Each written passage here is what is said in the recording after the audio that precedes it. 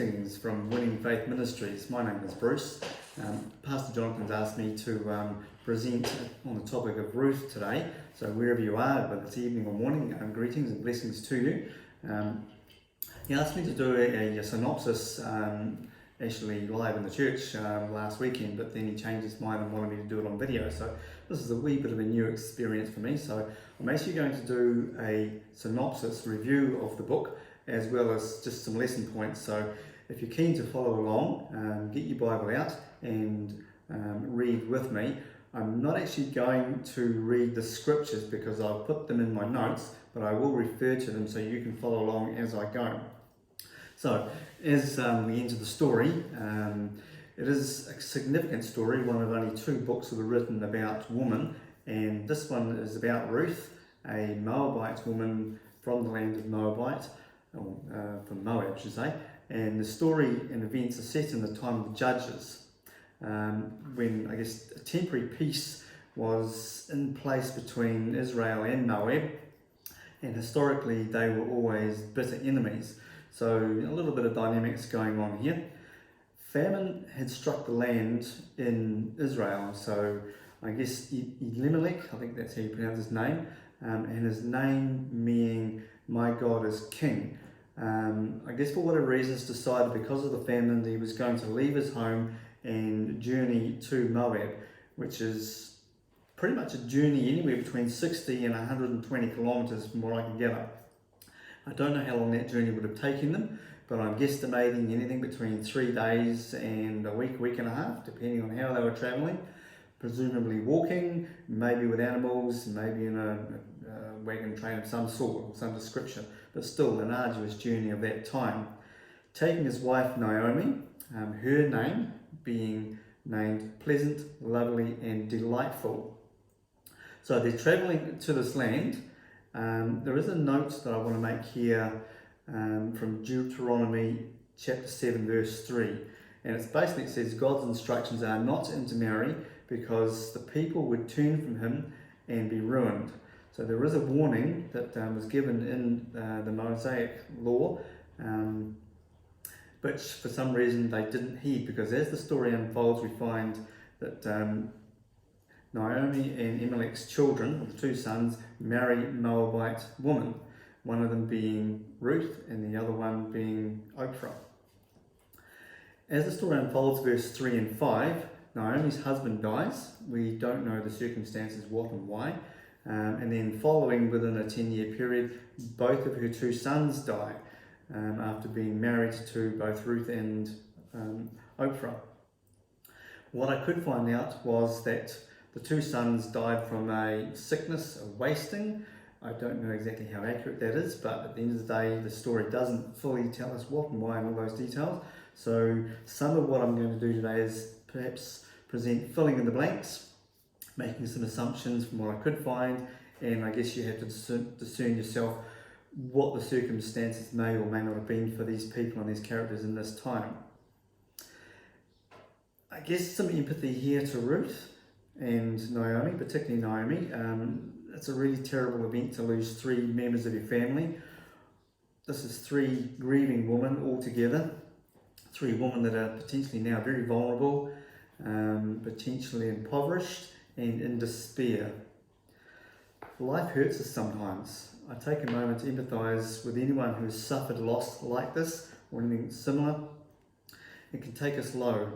It can also cause our faith to waver, as we can't always see God's plan and what's happening and in the big picture because of grief and circumstances and how we see things and how our relationship is with God.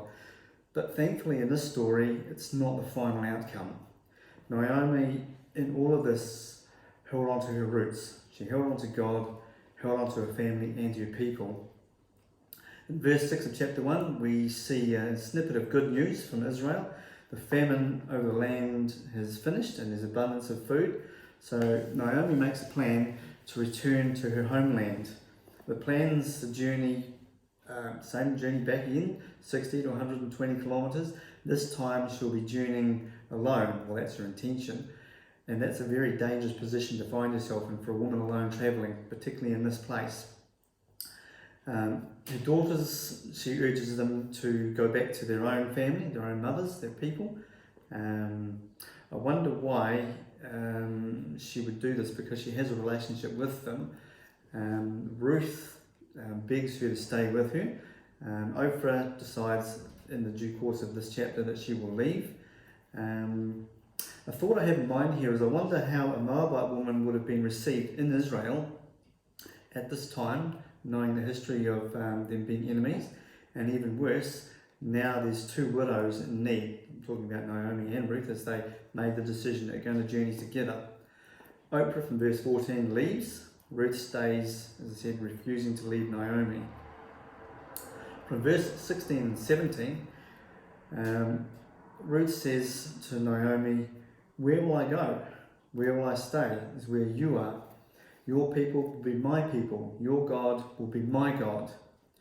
This is a critical decision to be committed to Naomi, and even a greater decision to follow Jehovah.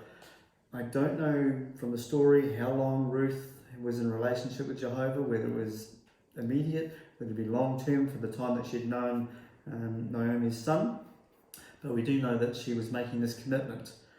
We do know the details that this was done, and as the story unfolds we see how important this is in the full story.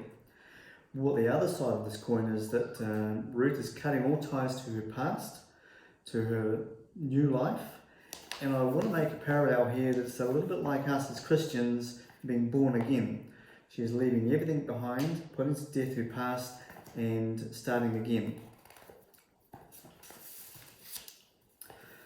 I surmise that Naomi's faith in God, even though she expresses her affliction, is still strong and steadfast. May our lives reflect the same fortitude and influence in the lives of others, and I suspect this is also an influence as to why Ruth has aligned herself with Naomi and with God. Also, a new life for Ruth, with no certainty of what the life will now be in a foreign land as a Moabite woman and a widow. I guess you can paint the picture for yourself what this may or may not be.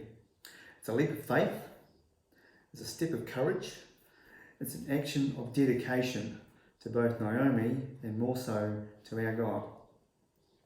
From verse 19, the arrival in Bethlehem, the whole village is stirred, and that's all we get. So I'm going to read between the lines here a little bit more. Some other words that I looked at in other translations. Curiosity of the people, excitement, but I could also suggest there may be gossip, there may be judgment, and there may be rejection. So these are all potential things that both of these women may face. Verse 20, Naomi calls herself Mara, meaning bitter. She left her home with her husband and her two sons full, and now she returns empty. And she returns from a pagan land with a pagan daughter, from a despised people with no husband and no sons.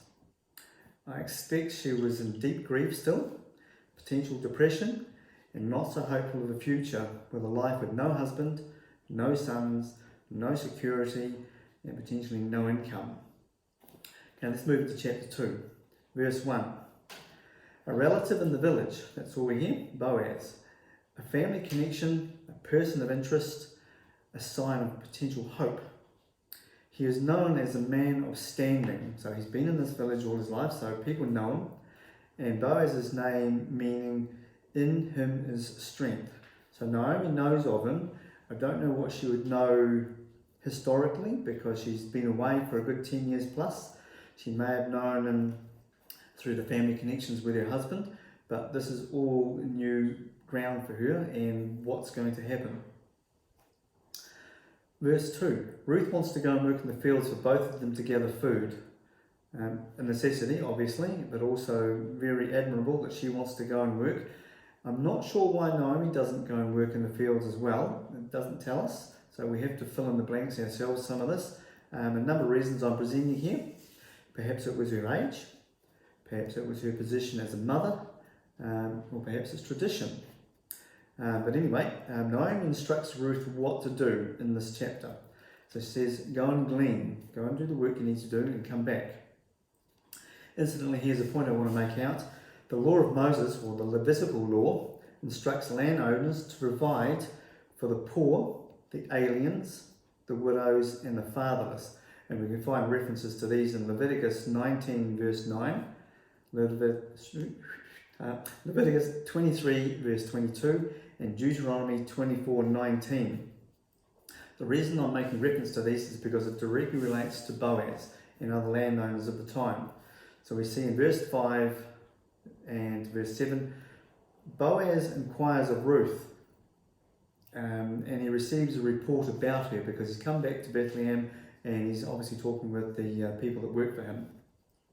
So he gets this report, and we follow up in verse 8 to verse 16. Boaz instructs Ruth to glean in his fields only, obviously from the reports he's had. He tells her what has been told about her, how she has served Naomi in loyalty and love, how she has left her Moabite family, she has left her country to live in a people she does not know. So I'm guessing Boaz, if he's intuitive enough, would know that this is a pretty nervous time for Ruth, and she needs a place to settle, a place to be found. And hence Boaz blesses her and acknowledges that she has come under the Lord's wing. This is verse 12. And I guess this is also symbolic of Boaz's wings. Boaz also instructs the people under his charge to care for Ruth and not harm her, and to help her glean and be provided for. Here we are seeing the character of Boaz being revealed, how a man of God carries himself and how he lives. Some good examples for us as men, how we should carry ourselves in God's kingdom and what he expects of us and what he wants to do as we walk in line with him. Verse 13 to 18. Ruth works hard and returns to Naomi with food she has gathered. Verse 19 to 23. Naomi inquires of Ruth the events of the day and the events with Boaz. She may not know yet how honourable and trustworthy he is. Ruth reports back about Boaz and what he said and what he did. Naomi explains that he is a close relative, a kinsman redeemer, and this is a key, incredible theme of this whole book, perhaps the main key element of this book, and I'm going to explain what this term means. This is a glimmer of hope and a salvation through a man for both Naomi and Ruth. The term also meaning deliverer and protector, one who is charged with great responsibility and the care of others, the care for immediate family, and especially when they are in need. The term redeemer here is linked to redeem, or the addition is to buy back land, or to buy back someone from slavery, and to avenge where needed. So all of these concepts are linked to this word kinsman redeemer. I want you to perhaps consider the correlation of this term, how Jesus paid the price for our lives. He redeemed us and gave us new life, eternal life, something that we could not do for ourselves. And in this case, Boaz fills the role of doing for others, namely Ruth and Naomi, something that they could not do for themselves. Let's move into chapter 3. Verse 1. Naomi says to Ruth, I should try to find you a home. Interesting statement. A family, or like for us, a body, a church, a place to belong. I would consider this as a mother's affection and an obligation to her daughter-in-law, and the close relationship that they have forged over the term of time that they've had with one another. Naomi may never remarry, and this is plausible because she's older in age. It's not without saying that she could, but the story doesn't unfold that she does. But Ruth is young enough to, and young enough to have children. Verse 3. Naomi's instructions to Ruth to prepare herself and things she should do. She should wash, she should perfume herself and put on her best clothes. Now when I read this I was thinking, strange things to do, and I didn't understand the context of what was going on here, but I'm going to share a little bit about the context because this is preparing for a marriage proposal in the customs, and it helps if we do understand some of the customs of the day. They're perhaps not the customs that we're accustomed to ourselves. So we need to have a little bit of latitude here in realizing that things were done a little bit differently, and that's okay. So in the customs of our laws, we follow those customs. And she was instructed, where Boaz lies down, let's go to sleep, go and uncover his feet and lie down.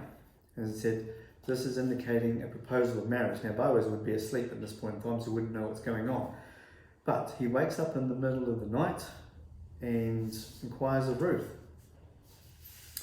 Ruth says, backing the trolley up a little bit here, that to Naomi she will do what she says. So there's an obedience to her mother. So Ruth carries out this instruction. I would expect Naomi would know the customs of the people and also the obligations set for Boaz. So, verse 7 to verse 15. When Boaz discovers Ruth at his feet in the middle of the night, he talks with her.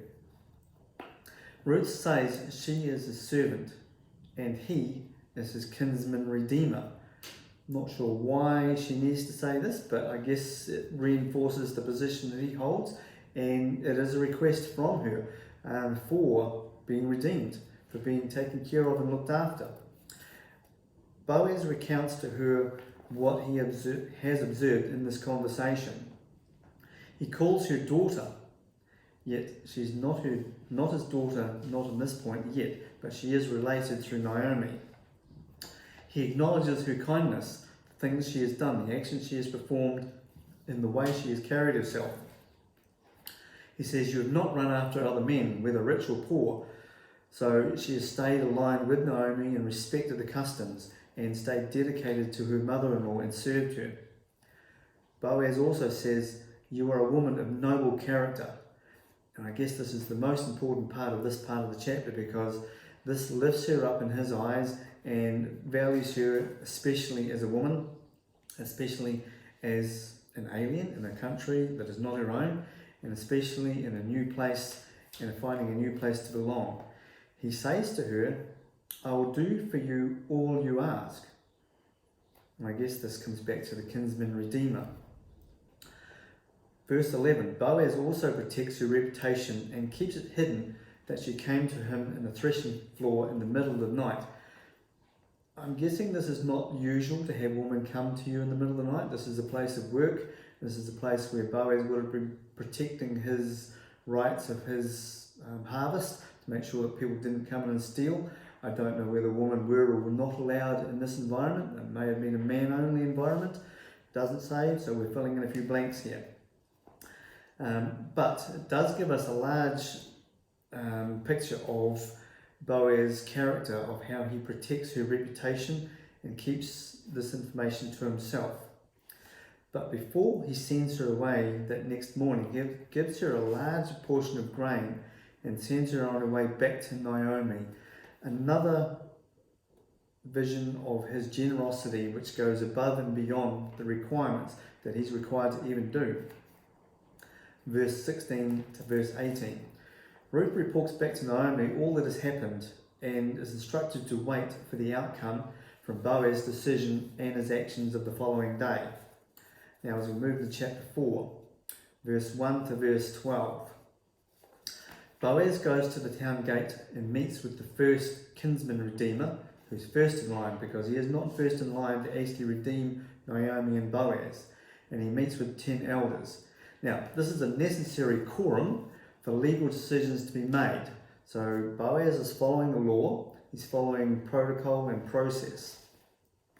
Boaz explains to these men the issue of Naomi selling land of her husband and sons and what needs to happen to preserve his brother's name and the family inheritance, because this is part of the custom. The first in line can't be her redeemer, or he refuses to do, because I guess this will affect his inheritance and his standing. So Boaz accepts this position in knowing that it also takes on the obligation of Ruth and Naomi. Now, no position of marriage has been formulated here, but this is in the picture. The agreement is reached, the contract is sealed, and a sign of the sandal being given over marks this event as being legal. So the land is signed over, Boaz now has control, and decisions to make and what will unfollow from this decision. Following in verse 13 to 22, at the end of the book, Boaz marries Ruth. Obviously an attraction. I'm not sure whether he needed to, but I guess under custom he was obliged to take her on board and keep the heritage and the lineage of the family and keep Naomi's family intact. They have a son, Obed, and his name meaning serving and worshipping. Ruth becomes the great-grandmother of King David. Isn't that interesting? Another ex-pagan in the lineage of Jesus, our Saviour. We should never underestimate what God can do through the people we may not expect, which He calls, who He redeems, who He saves, who He sanctifies, who He restores for His glory. Thanks be to our God, because He's done this for us and He will do it for many more. So our obligation as redeemers, we may not be the person doing the redeeming, but we can certainly be like Naomi, help install this and help present this to people that are searching, that want to be redeemed. Verse 17, the woman of the village explained that Naomi has a new son. Well, it's not actually her son, it's her grandson, but this is her redeeming factor. Her sadness has turned to joy. If we reflect back to verse 1, her name Mara, which she called herself, she had abundance and returns with nothing. Now her sadness has turned to joy. No longer empty, and now her family is fulfilled. Her honour is restored, and her family name redeemed. The book ends with a lineage to David's birth, from Obed through to Jesse through to David. So we have a historical record that validates God's plan, the seed line to Jesus. Thus we see the promises of God fulfilled. We also see the faith of His people being lived out and God's laws being followed. So examples for us in this book, many. Things that we can follow, many. So I thank you for listening. I hope this encourages you. I hope this gives you some insight as to the nature of God, to the nature of the people that are in this story, to their lives, how real their lives would have been, and the circumstances which were before them, and how they rose in their faith with God, and that's the most important. So be blessed, thank you, and have a wonderful life.